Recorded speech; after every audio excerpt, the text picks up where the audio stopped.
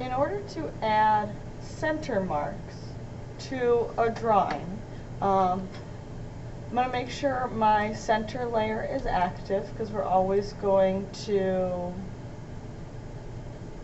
draw our center lines in our center layer. We're going to come over into annotate. If it's something like this where it's round or a curve or an arc, we can use center mark. So I can select those and it'll add those center marks in. Sometimes we'll have drawings where there's a smaller circle in the center.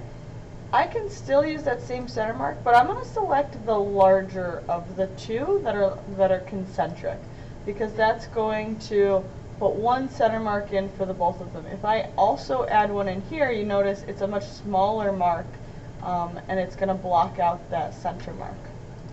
If I do that though, I can always modify it. I can come in here and I can stretch this so that way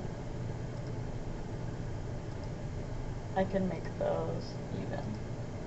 So that's another way of drawing that in. But I like to add my center mark to the larger of the two. If I need to show that, let's say for example, this part is symmetrical, I'm just going to delete these so I can show you. And I want to say, okay, from left to right it's symmetrical and from top to bottom. I can use my center line to do that. So I'm just going to click in between these two, and it puts this partial line here. And I'm just going to stretch that out through my object. And that's going to show that this entire object is symmetrical. And then I can do the same thing in this direction.